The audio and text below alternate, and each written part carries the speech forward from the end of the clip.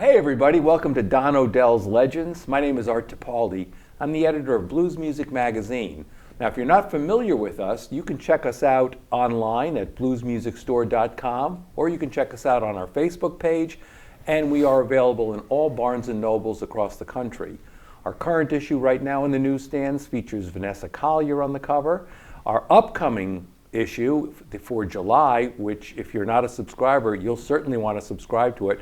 We've got Robert Cray on the cover, and we feature Debbie Davies, Walter Trout, Chris Kane, and some other musicians. So please check us out. Now here today at Don Odells, we've got a guitar player out of Boston, Peter Parcek. Welcome, Peter.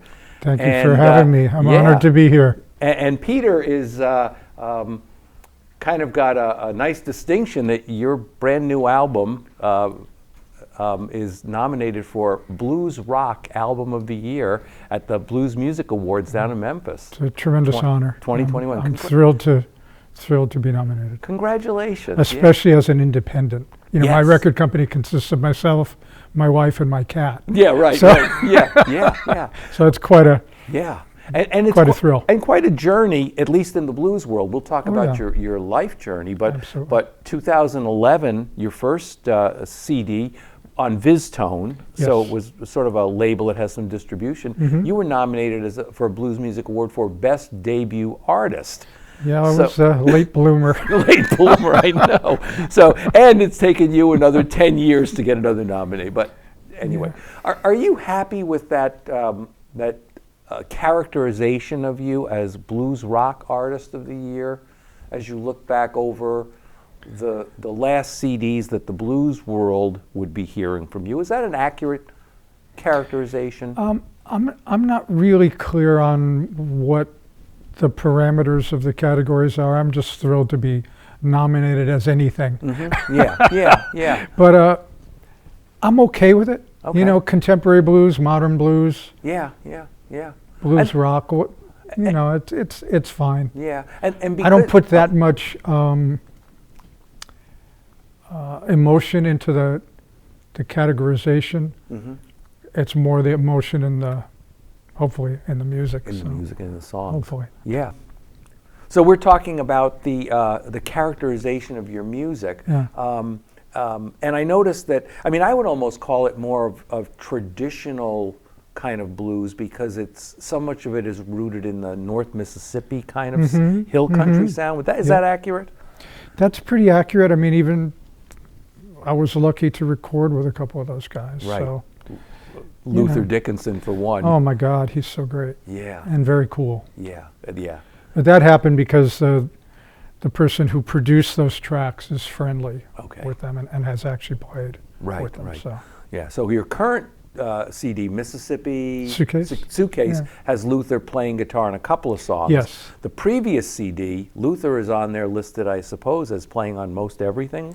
Well, we did that CD in Nashville. Oh, you did? Okay. Yeah, Marco Givino is the drummer and producer on that, and he's friendly with Luther and Mickey Raphael and Spooner Oldham. Oh, Spooner Oldham, yeah. So that was quite amazing to get to go down to Fame and do that. Yeah. So. Now, again, as I look through your records, you've got anywhere from 8 to 4 covers on them, and the covers are from such a wide variety of music. There's Peter Green, there's Jesse May Hemphill, there's Sleepy John Estes, there's John Lennon and Paul McCartney, there's Lou Reed. How does all of that accurately reflect your Well, let's tastes? take them one at a time. Go ahead. Lou Reed. That was probably the most complicated one. We actually did that song for the Everybody Wants to Go to Heaven record. Okay. And I had to be convinced to do it. And the reason I had to be convinced is that I have personally lost friends to that lifestyle. Okay. And my wife has lost relatives to that lifestyle. Okay. So I had to be sure she'd be okay with me releasing that song. I think it came out cool, but it was more let's say the ethical or moral implications of putting that out. I didn't want people to think that I was promoting that. It wasn't a promotion. Yeah, okay. So that one was probably the toughest. the Beatles song, I had actually done that for years live. Right, yeah. With the same bass player who was actually on that track. And he came up with a cool rhythm for it. And he's so good that he knows like the string parts and everything. Right.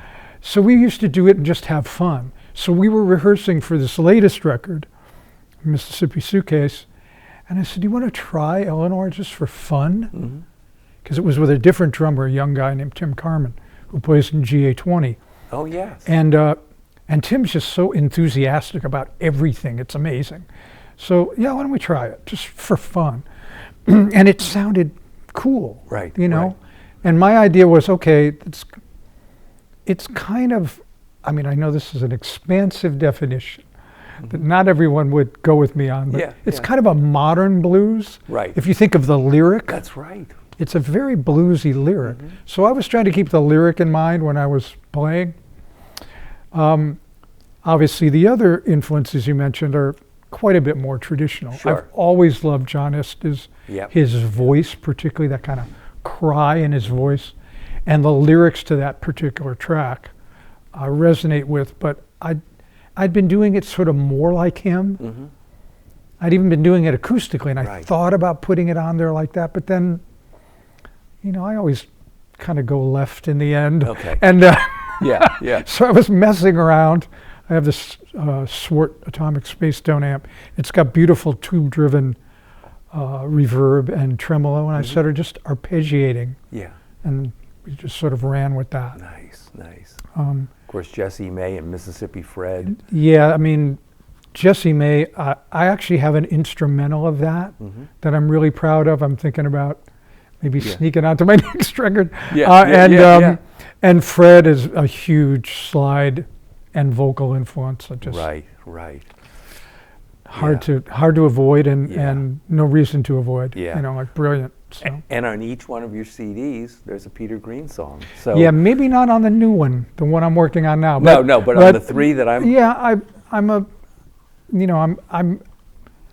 got to be careful because I'm maybe too much of a Green fanatic. Yeah, you know, for all the people I interview in here, and we talk about so many guitar players.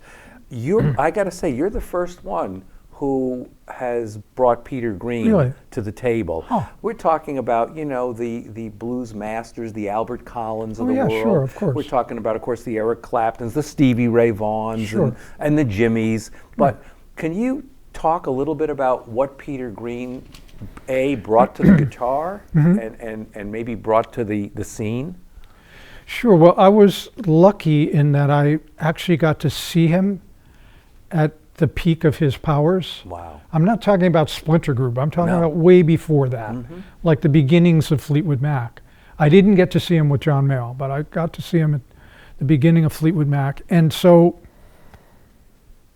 what did he bring? Well, there's obviously a profound B.B. King influence. That's right, yeah. Profound influence. But there's a lot of Otis Rush, Freddie King, et cetera, in there too. But he was writing his own songs. And he was singing them in his own voice. Okay. What I mean by that is he didn't appear to be doing anything but who he was. Okay. If that makes any sense. Yeah. Which I found inspirational because it made me feel like if I really worked, maybe I could do this. I mean, I tried to sing like Otis Rush at one point. Right. Drove my friends and family crazy. And did I get in the neighborhood? Maybe I got in the neighborhood. Right. Yeah. There's only one Otis Rush. You know what I mean? I adore him. But so getting back to what Peter Green brought, he brought his own voice, even though there were very discernible influences. And I felt like he brought a depth in how he played. He didn't just play chops, he played from his soul, and you could really feel that. And getting to see him do it live, like pretty much from here to that camera, was quite an experience. Right. It's very powerful. Yeah. Does he get overshadowed today because so many of his licks we've heard other people play? Could be. That if you're new to the genre and you hear his name and you go back, you might it might be something where you say, oh, he's playing stuff I've heard before. Right, right. But maybe he was the guy who started it. I don't know, but I mean, like when he plays with Otis Spann on yeah. Biggest Thing Since Colossus, or Eddie Boyd on South Roads, 7930 something South Roads. You know, he's playing very traditionally, but there's still a little velocity with it, like a little bit of an edge with it, particularly on the Otis Spann. Right. But there's a beauty to his phrasing I think is admirable and worthy of trying to learn from. Yeah. So you would put him certainly in the top of the blues guitar pantheon? Well, my blues guitar pantheon it's not infinite, but it's pretty large. Yeah, I know. So yeah, he's up there. There's a bunch of other folks up there with him. Yeah. But certainly at a time when the blues was becoming more mainstream or reaching more ears, you're going to make me go back now and re-listen. And I listened maybe 6 months ago. I was into early Fleetwood Mac. I went back and I've got some live recordings, bootlegs from WBCN, and cool. You know, or the Boston Tea Party, the 3 nights there. Yes. You know, and so I'm going to go back and re-listen to some stuff just with a new ear for that. What was neat too is I saw them even before Danny Kerwin joined.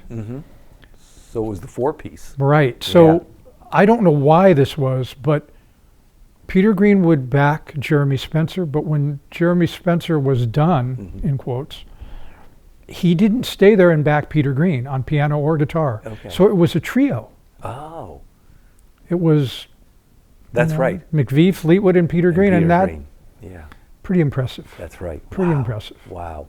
When you say a trio, at that point, were they a trio that was in competition? I don't mean that, but were they competing against the Cream and the Hendrix kind of trio, or was their trio, did it have a different flavor? I think it had a different flavor because he that is Green was not, he wasn't playing with the same amount of volume or distortion on his guitar.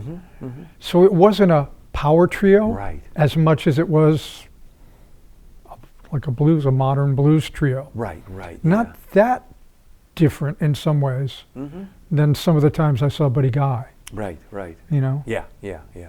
I mean, in his case it was a Bassman, probably turned all the way up, but it still wasn't, you know, there weren't fuzz pedals involved or anything like that. Stacks of Marshalls. Right, exactly. Yeah. This is interesting, and we can talk a little bit later, but I've had the privilege in the last, maybe from 2009 through 12, to interview 3 of the 4 original members of Fleetwood Mac. Oh, very cool. Yeah. That's Over cool. at the Natoden Blues Festival, I do something just like this. Nice. And I got to, Jeremy Spencer became a great personal friend. I'm glad to hear Christmas cards from him. Yeah. I can remember him looking at my wife and I going, Art, would you like to share a bottle of wine tonight? They had Peter Green over with Mick Fleetwood, with Rick Vito. Oh, yeah. Cool. Maybe 2008 or 9, and I had a solo thing with Mick Fleetwood, and I'm thinking, nice. This is That's pretty cool. Very cool. They're very cool people. Very cool to talk to. Glad to hear that. Yeah. Now, a lot of that, I got to see Peter Green and early Fleetwood Mac happen because in the 60s, your mother, to avoid the Vietnam War, sent you to England. Can you talk a little bit about that experience? They're not going to come after us, are they, Art? No, they're not. Okay. No. You know what? I still have my draft card, and one of these days I really want to burn it, but I'm scared. Oh my God. How that came about was I was not planning to go to Vietnam, which caused quite a bit of unrest in my home because my dad was a Marine. My mom had been in the Navy, but she was more forgiving, more gentle about it. So she found a friend whose family had a place in London, and the idea was go there for a couple of months until this is resolved. So I went. Yeah. And turned out to be for more like a year. Wow. and I wasn't able to stay the whole time in their place, but I heard some amazing music. I got to make music with some great people over there. Were you playing guitar then? I was a terrible guitar player at that Okay. point. I was a harmonica player and a singer. Okay, yeah. I would have been embarrassed to play guitar with the people I heard Right, yeah. and saw. Yeah. So you were in all these London clubs. Yeah. Really at the birth of so many things. Yeah, it's pretty amazing. Mid to late 60s, I'm guessing? Mid, not that late. No, I think I had to come back before that because I was working in those clubs without a permit. Oh. Not the most genius move you can make. Yeah.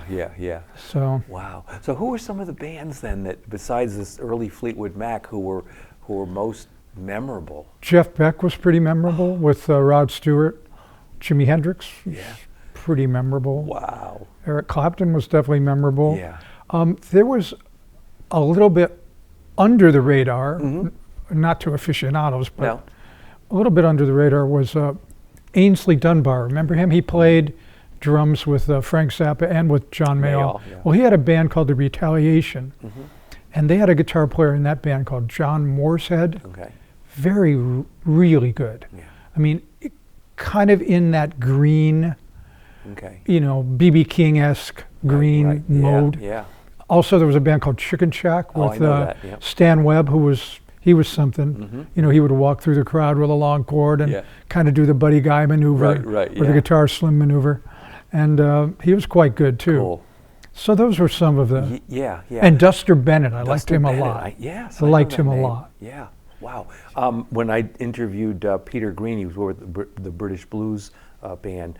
Tom McGuinness. Yeah, oh sure. He was there as a guitar player. Boy, he impressed the heck out of me. Sure. I'd heard him on record, but to see him live, Bob Hall. Bob Hall, I know Bob fairly well. Yeah, and, cool. So now you're naming these luminaries: Jeff Beck, Eric Clapton, Hendrix. I'm sure that when you saw them, there must have been 4,000 or 5,000 people. No, no, it was in little bars. Oh no! I mean, the places were packed. Yeah, but. Couple little hundred bars. People? Yeah, maybe not even that many. Wow. And it was cheap to get in. Yeah, I know those days. Yeah. And boy, that's when you can really feel the music and feel what they're doing. I'll tell you, the hum from Jeff Beck's Marshall is still one of the louder things I've heard. This is great. We talked about Peter Green.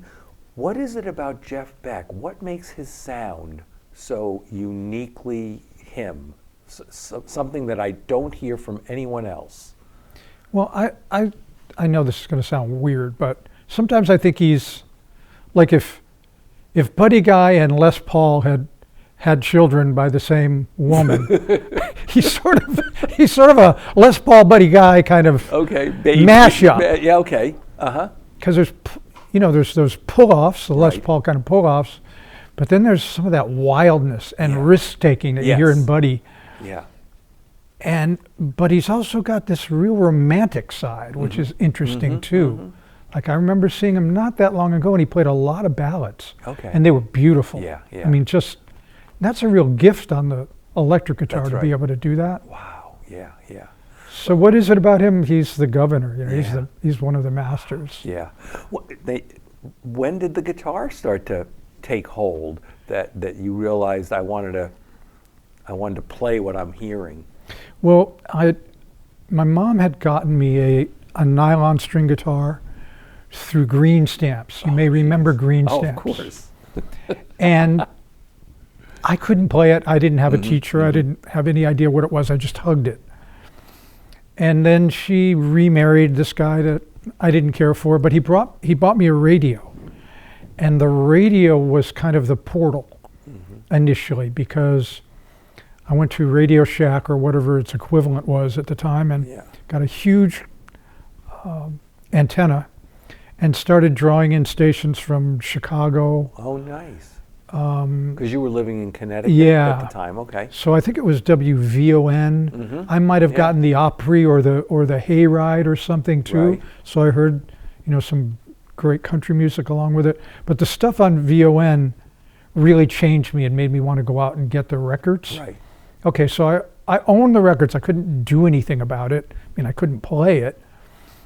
I think it was after being in London that I decided, okay, now I've heard this live at a high level. Mm-hmm. I want to see everybody that's still alive in my country. And there were a lot of people who were still alive and touring. And in their Muddy prime. was even still touring. That's right. Albert Collins, Freddie King, God, yeah. Albert King, James Cotton with Matt Murphy, Buddy Guy and Junior Wells. Oh, yeah. And, you know, we were lucky in Connecticut, we had Shaboo Inn. You did, yeah. And there were a lot of people who came through Shaboo Inn that I was lucky to get to see. And a couple of them I actually opened for. Oh, that's cool. Roy Buchanan Yeah. was one. Oh, you know, I was just thinking too, there was a Crystal Lake Ballroom. That's that was, right. You know, 30 Bingo. minutes from Exactly. the Shaboo. We lived in Vernon, my wife Yeah, and I, and there right. was the Crystal Lake Ballroom. Right. And Rod Piazza years later said, I played at the Crystal sure he Lake did. with, Yeah, you know, yeah. George Harmonica That's right. Smith, and I'm going, how did I not know that? Yeah. Yeah. So That's that right. was part of the mission, was to see everybody I could live, because I didn't have a teacher. I didn't know where you were supposed to put your hands. Right, wow. And luckily, like at Shaboo, you could get from me to you away from Buddy Guy. So I would watch him, and he used to do the thing, he still does it, but then it would be like, here's how I learned guitar. Right. And he said, anybody who can name the people I'm playing, I'll buy them a drink. So he started Boogie Children. I yelled out, Charlie Hooker. He starts playing Stormy Monday. I said, T-Bone. Yeah. He plays a little Jimmy Reed. I yell out, baby, what do you want me to do, Jimmy? Yeah. Finally, he says, you're probably going to have to blank this, but this is the real thing. Yeah. He says, get out of here. But Yeah. he used to do that thing, and he went real with it. I mean, it was like he played it like basically note for note. So you knew that he wasn't faking it. He knew this stuff. Yeah, right. And he just happened to take it to the stratosphere. Right, right. I also was there one night where he put his guitar up. There's rafters at Shaboo, and they weren't that far above the head of the performer. Put his guitar in the rafters. It was a Guild Starfire on this night. And he's playing it like this, and somebody yells, oh, you're just ripping off Hendrix. And Buddy got really upset. Oh, man. Clearly, like visibly upset. He's like, I was doing this before. That's right.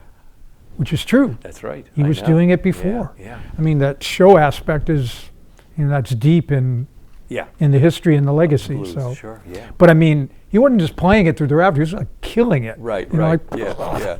oh my God. Yeah. I did borrow a few of his tricks, but I almost got me beat up. He used to do a thing where he went into the women's room with his cable. Yep. But the one that almost got me beat up was he would go to the table of the best looking girl in the room, whether or not she had a companion. Right. But because he was Buddy Guy, he got away with it. Yeah, right. I tried that. I almost got my, Yeah. you know what? What's the 10,000 hours like? Right. That's what it takes. Yeah. So then I realized, okay, I'm either going to be a guitar owner, because I quit the guitar literally hundreds of times, because it's hard. Yeah. I mean, it's easy to be mediocre at, but it's hard to be any good at. And we couldn't afford lessons, so it was like, okay, I'm either going to be a guitar owner, or I'm going to try to be a guitar player. Yeah. And I knew the only path to that was work. So I didn't lock myself in, but I stayed in my room for so long that my mother would get worried about me. Are you ever coming out of there? Are you going to go on a date? Yeah. Like, you know, because you're spending like 10 hours a day, 12 hours sometimes in your room. Yeah. Is this before London or No, is this is afterwards? afterwards. That's what I thought. This is afterwards. Yeah. And my mother was also very, very supportive, but she was very bright. And so one day I was working on some T-Bone, and she said, there's got to be somebody who's already learned how to do that. Like, basically, what are you doing? Yeah. I'm like, well, I've got to know how to do it. Right. She's like, okay, but you know, you need to get out in the world and play it. That's a whole other level of this. You know, in your room is fine, but taking it outward. Right. And so that was the next step after that, was to try to to play in little, venues Right, and so right, forth. right. Yeah. I mean, I always like to point out to people too, and people in the musicians back me up. You've got to learn a ton of different styles. Oh, yeah. I mean, you mentioned Buddy Guy and T-Bone right here, right. and Peter Green, and you've got to learn what each style, what each person brought to Absolutely. that style. Albert Collins, Absolutely. even up Jimi Hendrix, Stevie Ray Vaughan, Lowell Fulsom, The legacy of it, that's Yeah, right. yeah. And I also played in what were then called soul bands. Oh yeah. And so I played in places with strippers. Mm-hmm. I played in places where they shot at the band. No, seriously. Really? Oh my I God. played in places Yeah. where they threw lit cigarettes at me. Wow. So, and I also played in places where I was the guy right by the bathroom, which was kind of a special experience. So, so not only do you have to learn Albert Collins, you have to learn other things. Yes, yes, yeah. You have to, at some point, there must be a Peter Parcek who steps out of you and looks and goes, oh man, what are you doing? Oh, yeah. Yeah. But you have to lose yourself up there too, to find that, Absolutely. Yeah. Well, and I was thrilled to read you were part of Pinetop's band for a while. I was lucky. Wow. That came about because I knew two fellows who had invested a little bit of money in Synchro Sound in Boston, which was the Cars studio, and they had the idea of trying to record some blues guys in there. So I guess Pinetop was coming through. They recorded with him, and then I don't really know all the ins and outs of it, but they wanted a little guitar on like 3 tracks. And the engineer said to me, well, look, they're looking for a guitar player. Would you be interested? I'm like, yes, I'm interested. Okay. Yeah. He said, well, here, look, I'll give you the tracks, but there's a real specific thing they want. They want you to cop he would do these figures. Boom, boom, ba-da-da, dun, dun, da-da-da, dun, dun, Yeah. dun. Oh yeah. You have to match the figures as exactly as possible. Yeah. So I did it. They seemed to like it. They would only let me turn my super reverb up to like 2.5. So I mean, it just barely on. But I was honored to do it, and I guess they liked it. So I ended up being on several other tracks. And then he was coming through on tour in the Northeast, and they said, would you have any interest in playing with him? I'm like, yeah, okay, you sign me up. And so it was a tour. I wish it had been longer. Yeah. But it was an incredible learning experience. Yeah. And he was tremendously supportive. Yeah. He was a real mentor, and he was gentle. And needs to be said, because it's true, he had my back. Yeah. There were situations where people weren't happy that I was a guitar player in the band, and he had my back. Oh, how sweet. Yeah, he was a cancer. Yeah. So we got along really well. Yeah. Really How well. He was sweet. still drinking at that point, but he was very gentle. Oh, cool. Would he have been the first of the older first generation blues people that you got to actually spend a large amount of time with, where you could? I can't remember which came first. I was also lucky to get to play with Hubert. Oh, beautiful. But yeah, it was probably the longest amount of time. Yeah. For sure. Yeah. And it was a really nice communication. He Yeah. was Yeah. he was a special guy, and he could really play. One of the things that happened was we had a residency, in quotes, in this club in Nova Scotia. And, he would sell out. Places would sell out. And I lay way, way back because I felt like that was my role, to back him up. Yeah. And he came over to me after the first set in this club, and he's like, I know you can play, why aren't you playing? Really? And I said, well, because you're a legend, and they're here for you. And, I'm just trying to be respectful, Yeah. basically.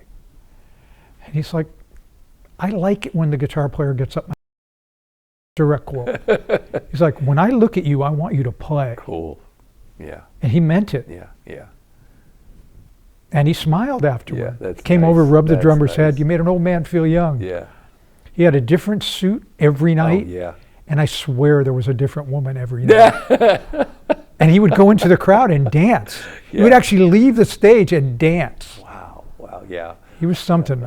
He was I've something. hung with him in a lot of different Yeah. places, and Something else, yeah, right? he was just a sweetheart. And He was a sweetheart. yeah, yeah.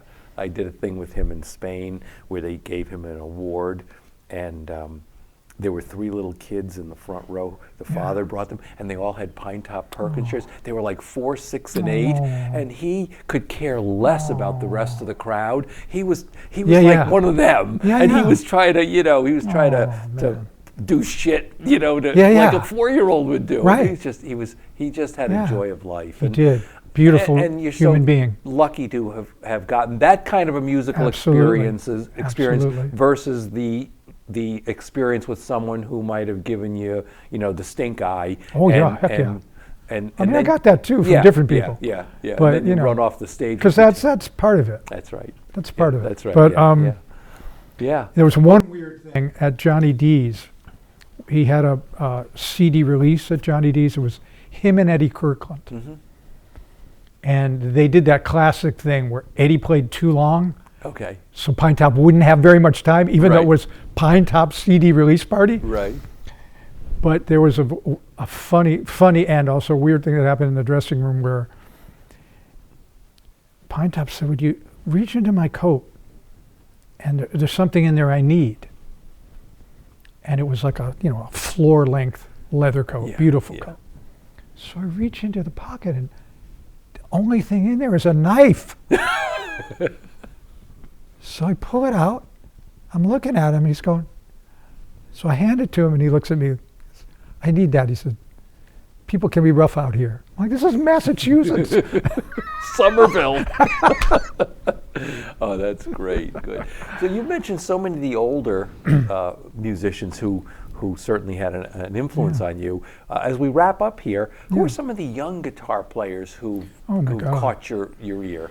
We could be here for a long time talking about this. I know. Well, I love Kirk Fletcher. Mm-hmm. I think he's brilliant.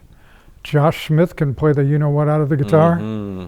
Matt Schofield, Jeff McErlane,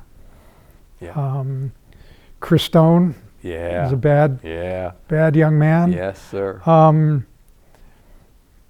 Samantha Fish brings it, There's a lot of them. Yeah. I mean, I think the music's in good shape. Yeah.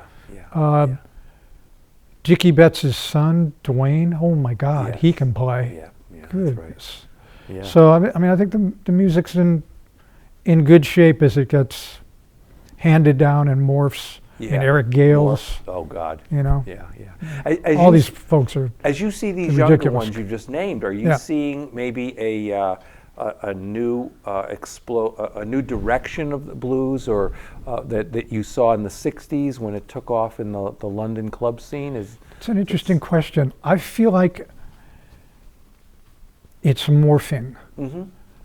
I feel like there will always be, I hope, people who preserve and expand and expound upon the tradition, but I feel like there's a way that blues and Americana and rock are all kind of influencing each other. Like you hear Chris Stapleton, there's some blues in that guy. Right. Amy Winehouse. Yeah, exactly. Yeah. Right. So I feel like that's actually a good thing, because the more blues you hear, even if it's not pure, the better to me. That's right. Yeah. Good. I love blues music. I love blues guitar. Yeah. It's okay with me if it comes in the context of a Beatles song. That's right. That's right. Yeah. I'm good with that. Cool. Well, thanks very much, Thanks, Peter. brother. Once again, ladies and gentlemen, the 2021 nominee for Blues Rock Album of the Year down at the Blues Foundation, Peter Parcek. Thanks, brother. Yeah, man.